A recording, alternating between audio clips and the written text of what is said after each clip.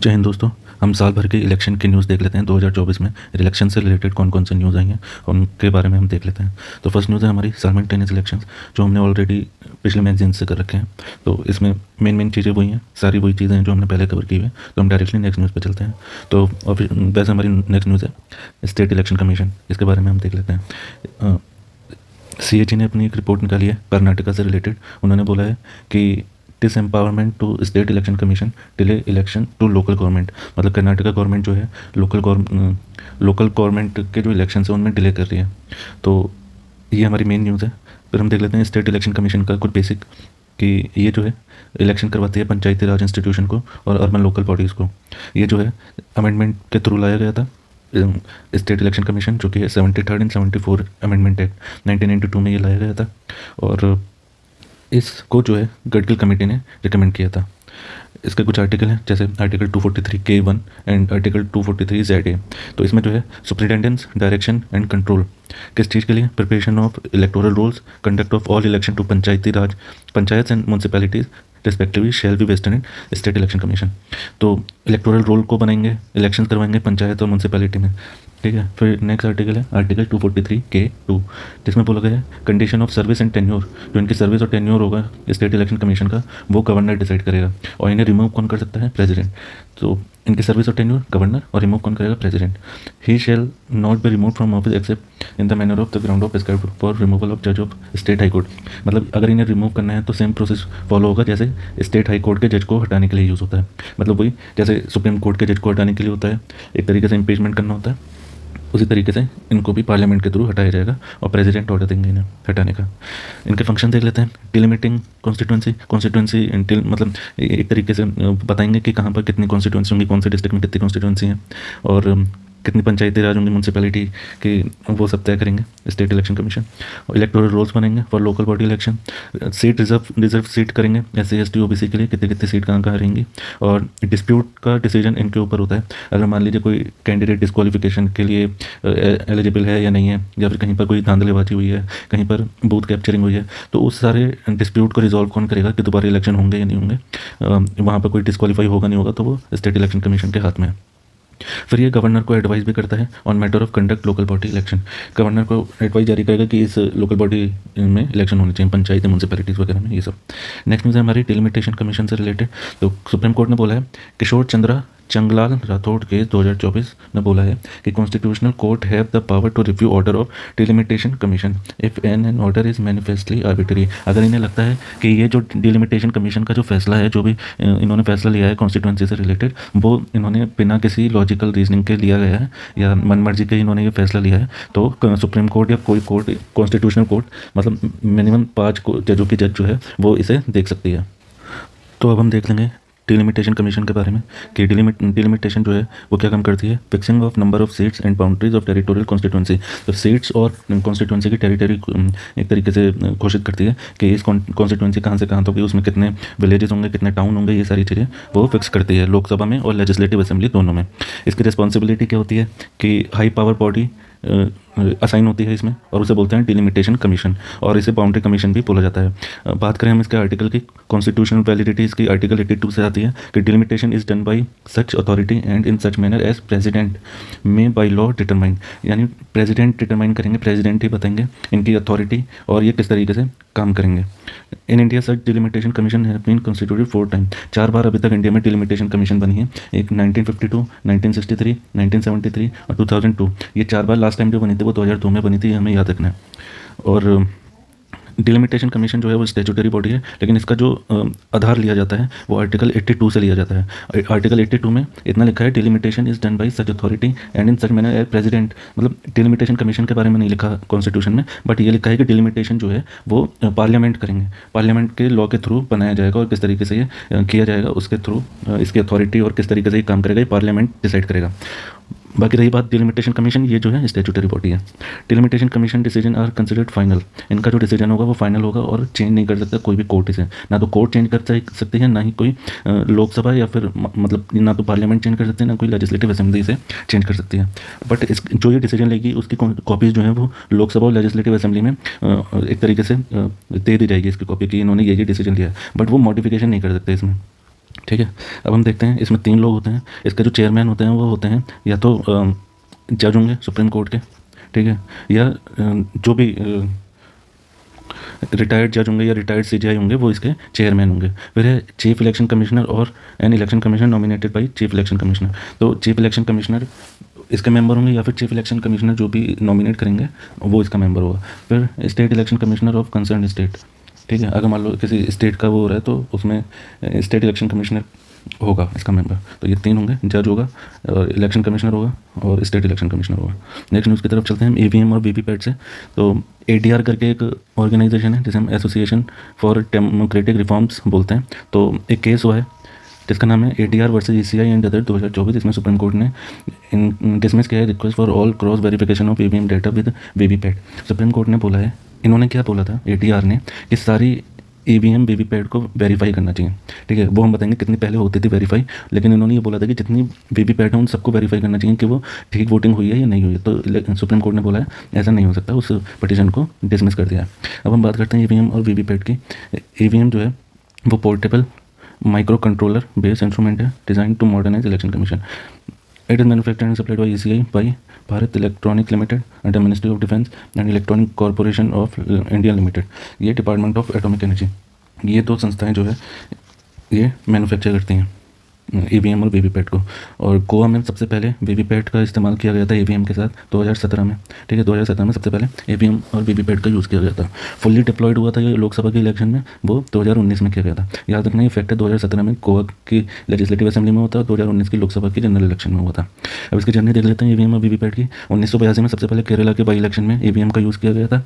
फिर 1989 में RPA 1951 amendment हुआ था जिसे परमिट किया गया था कि ईवीएम का यूज़ होना चाहिए। फिर 2004 में EVM adopted for general elections and have been used in all election. इस चीज़ को अडॉप्ट कर लिया गया था कि जिस सारे जनरल इलेक्शन में ईवीएम यूज़ होगी। 2013 में सुप्रीम कोर्ट ने बोला वीवीपैट का भी यूज़ होगा।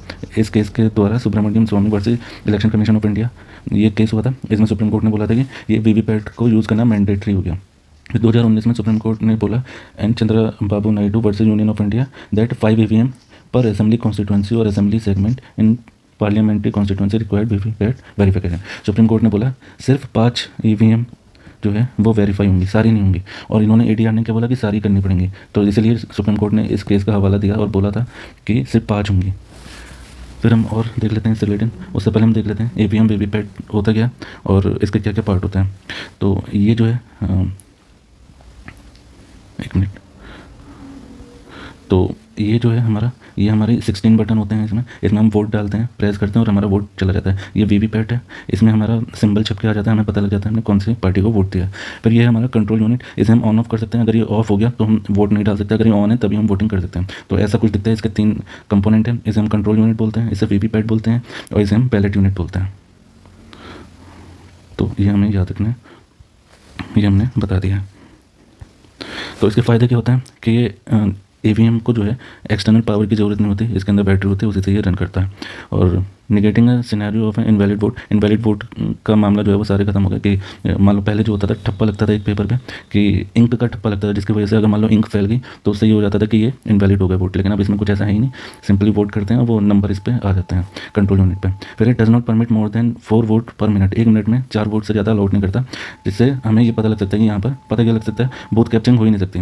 1 मिनट में 4 वोट से ज़्यादा वोटिंग हो ही नहीं सकती। फिर after pressing close button on control unit there is no possibility of voting, अगर हमने कंट्रोल यूनिट को बंद कर दिया तो इसमें वोटिंग हो ही नहीं सकती।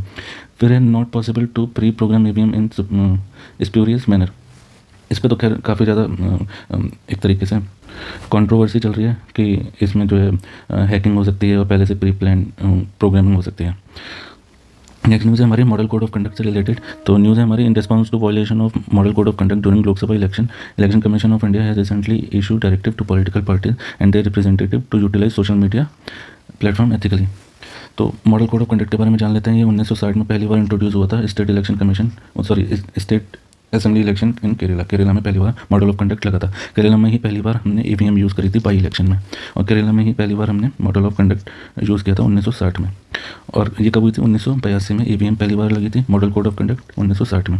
फिर मॉडल ऑफ कंडक्ट जो होता है वो सेट ऑफ गाइडलाइन है जो कि ईसीआई बताता है with consensus political parties to govern conduct of political parties and candidate. तो ऐसा कोई रूल नहीं है मॉडल ऑफ कंडक्ट का, इसका कोई रूल नहीं है, मतलब ये कोई स्टैट्यूटरी एक तरीके से लीगल कोड नहीं है, ये बस कंसेंसस के द्वारा है कि पॉलिटिकल पार्टीज मानती हैं मॉडल ऑफ कंडक्ट, ठीक है। फ्री एंड फेयर इलेक्शन कराने के लिए फिर election commission derive it's authority from article 324 article 324 के तहत ये अपना इलेक्शन ऑफ कमीशन अपनी अथॉरिटी ड्राइव करते हैं किस चीज़ के लिए, सुप्रिंटेंडेंट के लिए, डायरेक्शन के लिए, control of election to parliament, state legislature, president and vice president office, इन सब के लिए इलेक्शन कराते हैं election commission of India article 324 के तहत। The constitution doesn't explicitly mentioned about MCC, constitution में कहीं नहीं लिखा मॉडल कोड ऑफ कंडक्ट के बारे में, लेकिन ये apply to all political party, their candidate and polling agent, government in power and all government employ, सबको लागू होता है गवर्नमेंट के ऊपर, पॉलिटिकल पार्टीज के ऊपर, पोलिंग एजेंट के ऊपर और कैंडिडेट्स के ऊपर। देख लेते हैं क्या क्या प्रोहिबिट है मॉडल कोड ऑफ कंडक्ट में, कि कोई भी पॉलिसी और प्रोजेक्ट कोई भी पॉलिसी और प्रोजेक्ट अनाउंस नहीं करेगा, एडवर्टीजमेंट को हम अवॉइड करेंगे, एड हॉक अपॉइंटमेंट, मान लीजिए गवर्नमेंट ने जो है नया चीफ सेक्रेटरी नियुक्त कर दिया या फिर कोई सर्विस एम्प्लॉय नियुक्त कर दिया कोई नया, या फिर पब्लिक अंडरटेकिंग में किसी को नया चेयरमैन बना दिया, हेड बना दिया, ऐसा कुछ नहीं कर सकती government during model code of conduct. ऐसा कहा जाता है कि ये चीज़ें जो है इलेक्शन को अफेक्ट कर सकती है या इम्पैक्ट कर सकती है। फिर पब्लिक मीटिंग नहीं होल्ड कर सकते during 48 hours before of fix for closing poll, मतलब पोलिंग से 48 घंटे पहले तक कोई पब्लिक मीटिंग नहीं होस्ट कर सकता। फिर गवर्नमेंट के रिसोर्सेज पे बैन लग जाता है, जैसे ट्रांसपोर्ट मशीनरी, इन सारी चीज़ों का यूज़ नहीं कर सकते कैंपेनिंग के लिए। फिर मिनिस्टर और candidate can not sanction grant of payment, किसी को किसी तरीके का पेमेंट या स्कीम वगैरह या सब्सिडी वगैरह नहीं दे सकते। मॉडल कोड ऑफ कंडक्ट जो है वो रिजल्ट अनाउंस होने तक लागू रहता है। फिर इसके वॉल्यूशन पे क्या हो सकता है, जब ये एक तरीके से इस पर कोई एक्ट है ही नहीं या कुछ है ही नहीं, तो अगर इसका वॉल्यूशन हो तो क्या होगा, since MCC has no statutory backing violation can not be prosecuted under the code. तो ऐसे केस में क्या करेंगे, कुछ provision are enforceable through corresponding provision in statutes like PNS, RPA, मतलब रिप्रेजेंटेटिव ऑफ पब्लिक एक्ट 1951 के तहत कुछ रूल्स हैं, और ये पहले जो वो होता था आईपीसी और सीआरपीसी वगैरह, इनमें कुछ रूल्स हैं आईपीसी में, तो इसमें कुछ रूल्स हैं, उनके तहत ये एक्शन ले सकते हैं एमसीसी के अंदर। तो जैसे पब्लिशिंग फॉल्स स्टेटमेंट, कोई गलत स्टेटमेंट दे दिया, किसी के करेक्टर के बारे में बोल दिया, या फिर कुछ भी करप्ट प्रैक्टिसेस वगैरह चल रही है, किसी में पैसे बांटे जा रहे हैं इलेक्शनों से पहले, तो वो सारी चीज़ें जो हैं आरपीए एक्ट 1951 के तहत वायलेट मानी जाएंगी। फिर impersonate of voter is an electoral offence under भारतीय न्याय संहिता। इम्पर्सोनेट मतलब कोई, मान लीजिए कोई मेरी आईडी लेके कोई और पर्सन चला गया, तो मतलब किसी और की जगह कोई और चला गया, तो उसे जो है पीएनएस की आईपीसी के अंदर उसे ऑफेंस को माना जाएगा। फिर है लोकसभा इलेक्शन, अभी लोकसभा इलेक्शन हुआ है, वैसे तो इलेक्शन के बारे में नॉर्मल लोगों को सबको पता रहता है, लेकिन कुछ कुछ बेसिक जान लेते हैं। जैसे लोकसभा का जो टर्म होता है वो 5 साल के लिए होता है, और 5 साल से के बाद ये तुरंत ऑटोमेटिकली डिसॉल्व हो जाती है लोकसभा, उससे पहले पहले इलेक्शन कराने पड़ते हैं। प्रेसिडेंट के पास ये हक है कि वो डिसॉल्व कर सकता है लोकसभा को 5 साल से पहले, और ऐसा करने पे किसी भी कोर्ट में इसे चैलेंज नहीं कर सकते। It can be extended during national emergency में इसे 5 साल से ज़्यादा एक्सटेंड कर सकते हैं, एक बारी में 1 साल तक इसे एक्सटेंड कर सकते हैं बाई पार्लियामेंट लॉ, और extension can not be continued beyond a period of 6 month after emergency has been cease to operate. मान लीजिए इमरजेंसी मतलब लगी हुई है और पार्लियामेंट ने जैसे 1 साल के लिए इमरजेंसी लगा दी, मान लीजिए 1 जनवरी 2024 को इमरजेंसी लगा दी, तो ये कब तक लागू रहेगी, 1 जनवरी 2025। लेकिन ये लाइन ये कहती है कि जब तक नेक्स्ट पार्लियामेंट नहीं बैठेगी, मतलब हद से ज़्यादा एक पार्लियामेंट का सेशन कितने टाइम तक के लिए नहीं बैठ सकता, वो बैठ सकते हैं 6 महीने के लिए। तो 1 जनवरी के बाद 6ठे महीने में अगर कोई पार्लियामेंट बैठती है तो ये तब तक ही लागू हो सकती है, और लॉ मतलब मोशन पास होगा उसके तहत ये इमरजेंसी हट सकती है। अगर नहीं बैठती तो ये अपने आप खत्म हो जाएगी। जो कॉन्स्टिट्यूशन प्रोविजन है वो 324 से 329 तक, और आर्टिकल पार्ट 15 में इलेक्शन के बारे में बताया गया है। अगर हमें याद रखना है तो मैं आपको ट्रिक बता देता हूँ इसकी, कि पार्ट 15 है ये, और 15 से हमें याद रखना है 5, और 5 से हमारा होता है पंजा, और पंजा किसका सिंबल है, वो है कांग्रेस का, और कांग्रेस जो है वो इलेक्शन लड़ती है। तो 5 से पंजा और पंजे से 15 याद रखना है कि पार्ट 15 में हमें इलेक्शन के बारे में बताया गया है, ठीक है। नेक्स्ट न्यूज़ है हमारी 329 आर्टिकल बी। आर्टिकल 329 बी क्या इससे रिलेटेड न्यूज़ है, तो न्यूज़ क्या कहती है कि election commission of India invoked article 329 of constitution before supreme court to limit jurisdiction intervention in electoral process. Election commission of India ने लागू करने के लिए बोला है कि आर्टिकल 329 जो है ये कहता है कि सुप्रीम कोर्ट जो है इलेक्शन प्रोसेस में, इलेक्टोरल प्रोसेस में इंटरवेंशन नहीं कर सकता। इन्होंने सुप्रीम कोर्ट में ये बोला है, और ये आर्टिकल भी यही कहता है कि कोई भी कोर्ट जो है वो जुरिसडिक्शन इंटरवेंशन नहीं होगा इलेक्टोरल प्रोसेस में। देख लेते हैं। नो इलेक्शन टू पार्लियामेंट और state legislature shall be questioned shall be question except through an election petition filed as prescribe by law made by appropriate legislature. मतलब जब तक कोई लॉ नहीं होगा या फिर कोई पिटिशन नहीं डालेगा, कोई भी मान लो मैं इलेक्शन लड़ रहा हूँ और मैं जब तक पिटिशन नहीं डालूंगा तब तक कोई भी कोर्ट इसमें हस्तक्षेप नहीं कर सकता। ठीक है, ये आर्टिकल ये कहता है। Supreme court in NP Ponnuswamy versus returning officer Namakkal constituency and others 1952 ये केस हुआ था। इसने ये कहा था once election commission officially notify the election process court can not intervene and interfere. इस केस के थ्रू सुप्रीम कोर्ट ने ये बोला था इलेक्शन कमीशन ने अगर एक बार इलेक्शन प्रोसेस नोटिफाई कर दिया तो कोई भी कोर्ट उसमें इंटरवीन नहीं कर सकता। और रिप्रेजेंटेशन ऑफ पीपल एक्ट 1951 का सेक्शन 80 ये कहता है कि validity of any election can not B challenge. Election की वैलिडिटी जो है किसी भी कोर्ट में चैलेंज नहीं हो सकती जब तक कि फाइलिंग एन इलेक्शन पिटीशन, जब तक कि कोई पिटीशन फाइल नहीं करेगा तब तक कोई कोर्ट इसमें इंटरवीन नहीं कर सकता। RPA एक्ट भी यही कहता है और ये केस भी यही कहता है, सुप्रीम कोर्ट ने बोला था इसमें। Election petition filed in concern state high court में ये पिटीशन फाइल हो सकती है और इसका ओरिजिनल जुरिसडिक्शन हाई कोर्ट के पास ही है, सीधा सुप्रीम कोर्ट नहीं पहुंचना है। सुप्रीम कोर्ट पहुंचना है तो सिर्फ अपील करने के लिए, अगर मान लो हाई कोर्ट ने उनकी अपील को रिजेक्ट कर दिया या उनके बात नहीं मानी तो हम सुप्रीम कोर्ट जा सकते हैं अपील लेके। An election petition can be filed by any candidate और elector related to election personally. मतलब या तो कैंडिडेट उस पिटीशन को डाल सकता है या इलेक्टर डाल सकता है जो उस इलेक्शन में वोट करने वाला था या फिर वो उसमें खड़ा था इलेक्शन के लिए। तो इलेक्टर मीन्स, अब इलेक्टर का मीनिंग बताया कि a person who was entitled to vote, ठीक है, at election to which election petition relates. तो या तो वोटर वो पिटीशन डाल सकता है या फिर कैंडिडेट जो इलेक्शन में खड़ा है। Nomination in election, a candidate was elected and opposed to Lok Sabha as nomination paper of opposite candidate was rejected by returning officer. तो जो है एक लोकसभा सीट पे ऐसा हुआ कि कोई भी वहाँ पर कोई अपोजिशन में था नहीं तो वो अनअपोज इलेक्टेड हो गया, तो वो अपने आप ही जीत गया वहाँ से क्योंकि वहाँ पर कोई खड़ा ही नहीं था। तो नॉमिनेशन प्रोसेस जान लेते हैं कि section 33 of RPA act 1951 content requirement for validation of nomination के लिए कुछ प्रोसेस होता है, फॉर्मेलिटीज़ होती हैं, वो देख लेते हैं। Candidate from recognised party should have one proposer.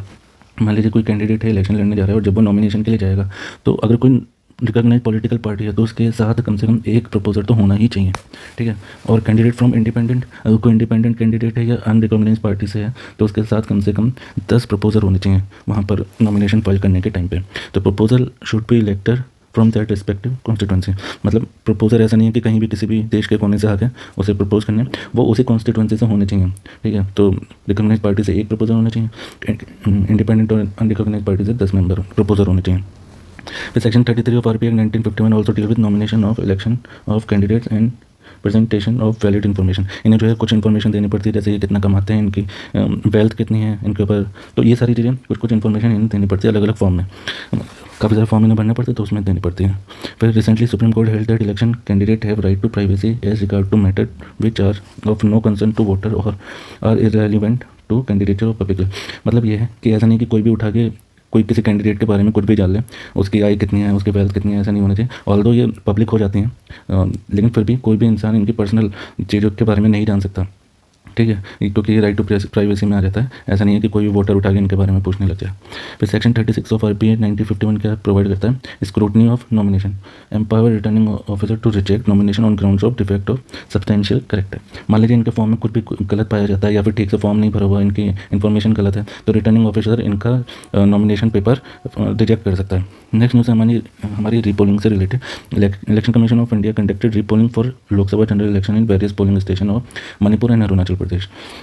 तो किस किस सर्कमस्टांसेस में रीपोलिंग हो सकती है, मान लीजिए कोई नेचुरल कैलेमिटी आ गई या फिर वहाँ लड़ाई झगड़े हो गए, मान लीजिए फ्लड आ गई, एवलांच आ गया, लैंडस्लाइड हो गई, लड़ाई झगड़े हो गए, ऐसे केस में रीपोलिंग हो सकती है। या फिर वहाँ पर वोटिंग मशीन से किसी ने छेड़छाड़ की या वो टूट गई, फेंक दी, कुछ हो गया तो वहाँ पर दोबारा से रीपोलिंग होगी। या वहाँ पर किसी ने आगे बूथ कैप्चरिंग कर ली, उस टाइम पे मतलब उस सिनेरियो में रीपोलिंग होगी। फिर या फिर किसी कैंडिडेट की डेथ हो गई, लेकिन वो जो कैंडिडेट होना चाहिए वो रिकॉग्नाइज पॉलिटिकल पार्टी से होना चाहिए और वो रिकॉग्नाइज पार्टी नेशनल या स्टेट लेवल की होनी चाहिए, तभी रिपोलिंग होगी। नेक्स्ट न्यूज़ है हमारी साइलेंस पीरियड से रिलेटेड। तो साइलेंस पीरियड बोलते किसे हैं, it's a ban on political campaigning before voting. Voting से पहले जब पॉलिटिकल पार्टीज कोई कैंपेनिंग वगैरह नहीं करती, पॉलिटिकल पार्टी कोई कैंपेन नहीं करती या किसी तरह की पब्लिक मीटिंग वगैरह नहीं बुलाती, तो उसे हम साइलेंस पीरियड बोलते हैं। It begins 48 hours before voting day. Vote होने से 48 घंटे पहले से ये स्टार्ट हो जाता है और पोल के एंड तक ये चालू रहता है। तो इसके अंदर कुछ प्रोहिबिशन है, क्या क्या नहीं होना चाहिए साइलेंस पीरियड के दौरान, तो ये सब बताया गया RPA एक्ट 1951 में। However act doesn't use the term, अच्छा ये टर्म कहीं पर मेंशन नहीं है बट एज ए मीडिया ने इसे टर्म दिया हुआ है साइलेंस पीरियड। तो इसमें देखते हैं क्या क्या प्रोहिबिशन है कि डिस्प्लेइंग यानी इलेक्शन मैटर यूजिंग टेलीविजन और सिमिलर अपरेटस। इलेक्शन के बारे में कोई भी डिस्प्ले नहीं होगा कि कौन सी पार्टी जीत रही है हार रही है, ये सारी चीज़ें 48 घंटे पहले से कोई भी ये सब बताना नहीं स्टार्ट करेगा। Prohibit conducting exit poll, opinion poll वगैरह ये सब कोई नहीं बताएगा इस साइलेंट पीरियड में। नेक्स्ट न्यूज़ है हमारी वन कैंडिडेट मल्टीपल कॉन्स्टिट्यूंसी। तो contesting from multiple constituency has been dealt in RPA act 1951। ये आरपीए एक्ट 1951 में बताया गया है कौन कितनी कॉन्स्टिट्यूंसी से लड़ सकता है, कितनी कॉन्स्टिट्यूंसी से लड़ सकता है। तो पहला ऐसे होता था कि कोई भी बार नहीं था, वो 4, 5, 6, 10 किसी भी कितनी भी कॉन्स्टिट्यूंसी से एक इंसान लड़ सकता था। लेकिन 1996 के अमेंडमेंट के बाद से सिर्फ 2 सीट लागू कर दिया कि हद से ज़्यादा 2 सीट पर कोई इंसान लड़ सकता है, ठीक है। और सब सेक्शन 33(7) इसमें ऐड किया गया था, तो इसके थ्रू ये अमेंडमेंट आया और 1996 से ये हुआ कि हद से ज़्यादा 2 सीट पे इलेक्शन लड़ सकते हैं, इससे ज़्यादा नहीं लड़ सकते। Section 70 of RPA act 1951, candidate can hold only 1 seat at a time regardless weather he she being elected from more than 1 seat. मतलब वो किसी एक सीट पे ही एक सीट को ही होल्ड कर सकता है और जिस सीट को वो वैकेंट करेगा उस सीट पे बाई इलेक्शन होगा, ठीक है। एक सीट उसे वैकेट करनी पड़ेगी। नेक्स्ट न्यूज़ है हमारी होम वोटिंग से related. Election commission for the first time provided facility of home voting in 2024 election. The step is in line with election commission motto no voter left behind. मतलब election commission of India ने home voting का एक provision लागू कर दिया है और ये इनके मोटो से भी मेल खाता है, no voter is left behind. तो voting from home takes place through postal ballot. Postal ballot के थ्रू इस होम वोटिंग को कराया गया है, जिसमें प्रॉपर पोलिंग स्टार होते हैं, सिक्योरिटी पर्सनल होते हैं और सिक्रेसी को मेंटेन किया जाता है जब वो वोट देता है वो इंसान, ठीक है। किस किस के लिए बेनिफिशरी है? पीडब्ल्यूडी जो देख नहीं सकते या किसी को चलने में प्रॉब्लम है या जो भी मतलब फिजिकली डिसेबल है कोई पर्सन 40% तक, तो उसे ये होम वोटिंग का फ़ायदा मिल सकता है। या फिर उन्हें जो 85 साल से ऊपर के बुजुर्ग लोग हैं उन्हें इसका फ़ायदा मिल सकता है। कुछ और स्टेप्स लिए इलेक्शन कमीशन ने, जैसे abolition of form M. Form M क्या होता है? जो कश्मीरी माइग्रेंट्स हैं और वो जाके रहने लगे हैं जम्मू और उधमपुर सिटी में, ठीक है। कश्मीरी पीपल जो जम्मू और उधमपुर में रहने लगे थे उनके लिए एक एम फॉर्म भरना पड़ता था। एम फॉर्म जो है उन्हें ये प्रूव करना पड़ता था एम फॉर्म भर के कि उन्हें अपनी आइडेंटिटी प्रूव करनी पड़ती थी कि ये कहाँ से हैं, क्या करते हैं, क्या नहीं करते, ये सारी चीज़ें इस एम फॉर्म में भरना पड़ता था। और इसके थ्रू इनके लिए एक स्पेशल पोल वोटिंग स्टेशन इस्टेब्लिश किया जाता था जिसमें जाके ये लोग वोटिंग करते थे। तो इस चीज़ को अब इलेक्शन कमीशन ने ख़त्म कर दिया है। तो इनके लिए एक तरीके से ईज़ ऑफ वोटिंग हो गई है कि इनके लिए आसानी हो गई कि अब इजीली वोटिंग कर सकते हैं। फिर है systematic voter education and electoral participation to engage PWD and also sensitise their friend families polling officer. तो फिजिकल डिसेबिलिटीज़ वालों के लिए एक तरीके से आसानी कर दी गई है, ठीक है। तो इसके थ्रू जो है एक स्ट्रेटजी अप्रोच फॉलो की गई है जिसमें इन्हें सिटीजन्स को जो है एक तरीके से अवेयरनेस फैलाई जाएगी और उनके वोटिंग राइट्स के बारे में बताया जाएगा, उनके इंपॉर्टेंस बताया जाएगा, उन्हें पार्टिसिपेट करने मतलब उनके पार्टिसिपेशन से कितना ज़्यादा उनका महत्वपूर्ण रोल हो सकता है गवर्नमेंट चुनने में, और उन्हें इनक्रेज किया जाएगा कि वो वोटिंग करें। फिर है कि propose multi constituency remote electronic voting machine (RVM). It would enable migrant voter to exercise their vote from their current place. मतलब अगर मान लीजिए कोई यूपी का इंसान मान लीजिए बिहार जाता है तो वो वहीं से अपना वोट दे सकता है। तो ये इन्होंने प्रपोज़ किया है कि ऐसा कर सकें कि वहीं से बैठा बैठा इंसान ऐसा ना हो कि उसे यूपी आना पड़े, तो बिहार से ही जाके अपना वोट दे सकता है। फिर है postal ballot. It allows vote to bring sent by post. मतलब वोट ये लोग जो है पोस्टल बैलेट से बाई पोस्ट अपना वोट दे सकते हैं। तो ये किन किन लोगों के लिए लागू है कि कोई स्पेशल वोटर है, सर्विस वोटर है, voter on election duty, elector subject to preventive detention. मतलब कोई स्पेशल वोटर जो गवर्नमेंट अपनी उसके थ्रू नोटिस के थ्रू बताएगी कि ये स्पेशल वोटर है तो उसे पोस्टल बैलेट भेज दिया जाएगा। फिर सर्विस वोटर यानी आर्म फोर्स से है, कोई पुलिस फोर्स से है, कोई इंडिया से बाहर है या फिर आर्मी एक्ट के तहत कोई मेंबर है, तो इन लोगों को पोस्टल बैलेट दिया जाएगा। मान लीजिए कोई इंसान है जिसकी ड्यूटी लगी हुई है, कई सारे गवर्नमेंट टीचर्स की ड्यूटी लगती है, तो वो पोस्टल बैलेट से वोट दे सकते हैं। फिर प्रिवेंटिव डिटेंशन पे जो है वो भी वोट दे सकते हैं। फिर प्रॉक्सी वोट वो होता है, मान लीजिए कोई चल नहीं पाता या कोई अंधा है, कोई देख नहीं सकता, तो वो अपनी जगह किसी और को भेज सकता है वोट डालने के लिए, ठीक है। It allow register elected to delegate is voting right to representative he nominates available for service voters. अच्छा, प्रॉक्सी वोट भी जो है मतलब ये सर्विस वोटर्स के लिए अलाउड है कि ये अपनी जगह किसी और को भेज सकते हैं और वो बता सकते हैं इस पार्टी को वोट देना है। प्रॉक्सी वोटिंग PWD के लिए भी होती है। मान लीजिए कोई दे नहीं सकता तो वो अपनी जगह दूसरे इंसान के को भी भेज सकता है। हालांकि वो जो मान लीजिए देख नहीं सकता तो वो अपने साथ ले जा सकता है उस प्रॉक्सी वोटर को। नेक्स्ट न्यूज़ देखते हैं, फॉर्म 17C से रिलेटेड है कि election commission told Supreme Court the rule do not permit sharing of 17C data with any entity apart from polling officials. तो इलेक्शन कमीशन ने ये बोला है सुप्रीम कोर्ट से कि फॉर्म 17C के अंदर जितनी भी इंफॉर्मेशन है वो ज़रूरी नहीं है कि किसी से वो शेयर कर सकें। ठीक है, फॉर्म 17C कहता क्या कि it associated with direction under conduct of election rules. Election को कैसे कंडक्ट किया जाए उसके बारे में इसके डायरेक्शन वगैरह लिखेंगे, कैसे कैसे इलेक्शन होने चाहिए। It's first part provide information related to the number of eligible voter. इसमें इन्फॉर्मेशन रहती है कितने एलिजिबल वोटर हैं पर्टिकुलर बूथ पे और कितने इलेक्टर्स हैं इन रजिस्टर ऑफ वोटर्स। ठीक है, कितने इलेक्टर्स हैं कितने वोटर्स हैं। फिर voters who decided not to exercise their franchise, मतलब कितने वोटर्स हैं लेकिन कितनों ने वोट नहीं डाला उनकी इन्फॉर्मेशन रहती है, या फिर कितने नहीं डाल सकते। Voters not allowed to vote, कितने को अलाउड ही नहीं है वोट डालना, ये सब है। फिर second part contain information like the name of candidate and total vote they receive, मतलब एक कैंडिडेट के नाम या फिर और उन्हें कितने वोट पड़े उन सब की इन्फॉर्मेशन रहती है। फिर है नेक्स्ट न्यूज़ हमारी ब्रेल साइनेज से। तो election department of Puducherry will provide Braille signage in English and Tamil and electronic voting machine in all 967 polling station. तो ब्रेल जो है एक लैंग्वेज होती है, जो देख नहीं पाते, जो अंधे होते हैं, ब्लाइंड पीपल होते हैं, उनके लिए ये लैंग्वेज बनाई जाती है। तो इनके जो साइन है वो इंग्लिश और तमिल में प्रोवाइड किए जाएंगे ईवीएम में, और पुडुचेरी में 967 पोलिंग स्टेशन है उन सभी पे ये अलाउड किए गए थे। तो it will enable visual impaired और blind voter to participate independently. ठीक है, अब वो अपने आप जाके वोट डाल सकते हैं and confidently in take part in electoral process में पार्ट ले सकते हैं कॉन्फिडेंटली। ये चाहें तो अपने साथ किसी को लेके भी जा सकते हैं, और ये चाहे अकेले जा सकते हैं वोट डालने तो वो भी कर सकते हैं, मतलब जरूरी नहीं अब इन्हें किसी प्रॉक्सी को लेके जाना पड़ेगा। However if elector desire he she will still be allowed to bring companion और provided in rule 49 of conduct of electoral. वही कि ज़रूरी नहीं है कि अपने साथ किसी को ले जा सकें, वोट डालते टाइम ये दोनों में से कुछ भी चुन सकते हैं। तो इसी के साथ हमारी पूरे साल की 2024 से इलेक्शन से रिलेटेड न्यूज़ हमारी ख़त्म होती है। और वीडियो अच्छी लगी तो लाइक कर दीजिए। Thank you.